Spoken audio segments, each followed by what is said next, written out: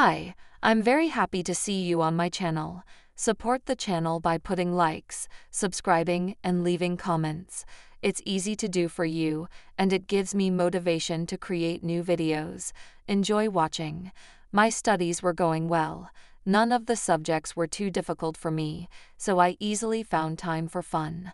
Although it wasn't always easy to combine studying and recreation in the dormitory, there were a few memorable events that made a lasting impression on me.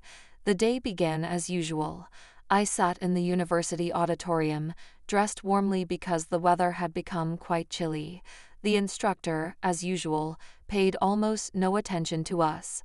Rachel, my roommate, had gone somewhere, probably shopping or to the market. The lecture was coming to an end, and most of the audience had already started to pack their things when the unexpected happened. He entered the auditorium, and everything changed in an instant.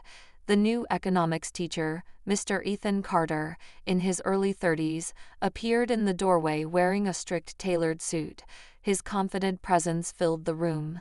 I had seen him before in the hallways, but never interacted with him. He approached the old professor, a few words were exchanged, and then the professor nodded and left the room without saying a word to us. "Now you are to have a test paper," Mr. Carter announced in a calm but commanding voice. The audience erupted into murmurs and whispers. No one was prepared for such a statement. "All right, we'll postpone until next week," he said, his tone softening a little. "In the meantime, let's go over the topics you need to study." I sat at the front desk, frantically searching for a pen in my bag. It was a habit of mine to be disorganized at the most inopportune moments.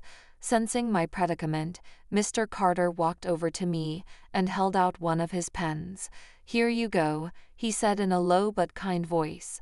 I muttered a quiet thank you, lowering my eyes down, avoiding his gaze. After class, as I was about to leave, he called out to me. "Are you the group leader?"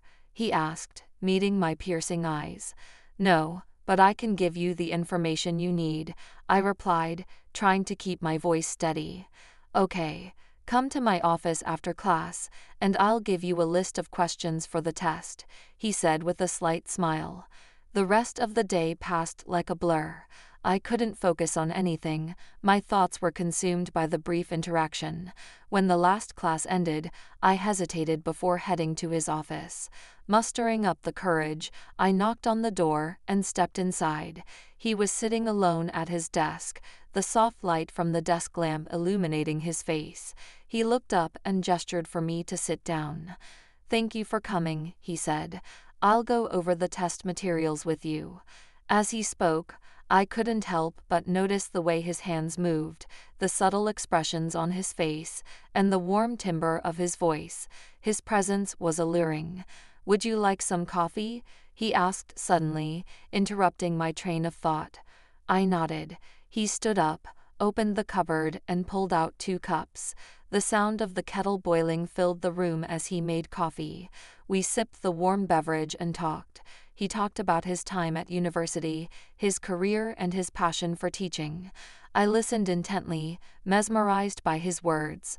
Time seemed to stop until I noticed the darkness outside the window. "Let me walk you to your dorm," he offered, standing up and grabbing his coat. As we walked, the crisp night air blew against my cheeks. "Do you have a boyfriend?" he asked suddenly, his tone casual yet demanding. I hesitated before answering. "Yes, but it's a long-distance relationship. He moved to another city 6 months ago," I admitted. He was silent for a moment, and then he said, "You know it's wrong, but I like you." I froze in place, my heart racing. He leaned down and kissed me, his lips pressed against mine. I kissed him back, unable to resist. "Come to my place," he whispered, his voice soft but insistent. I knew this was wrong. I thought about Caleb, my boyfriend, and the consequences of my actions. Still, I nodded. His apartment was nearby, a cozy space filled with warmth and character. He turned on some quiet music and opened a bottle of wine. "Don't be afraid," he said softly, noticing my nervousness. "If you want to, I'll take you back." but I didn't want to leave. What happened next seemed surreal. I forgot about Caleb, my studies, and the fact that Ethan was my teacher. It was just the two of us, lost in the moment. When morning came, he woke me up with a kiss and a cup of steaming coffee. We had breakfast in his small kitchen. He cooked with ease, and everything felt so natural, as if we had known each other for years. From that day on, our secret meetings became regular. I would come to his apartment on the pretext that I needed help with my studies. We talked, laughed, and shared bits and pieces of our lives. He turned out to be more than I could have imagined: intelligent, gentle, and incredibly attentive. Meanwhile, Caleb called me daily, telling me about his life in his new city. Each conversation filled me with guilt. I felt like a horrible person. But every time Ethan called or texted me, my doubts vanished. 6 months later, I broke up with Caleb.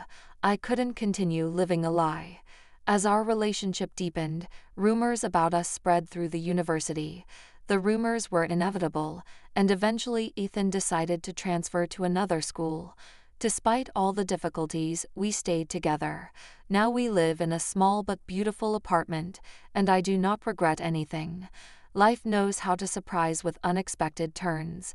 Sometimes these surprises lead to something unusual, which is impossible to refuse.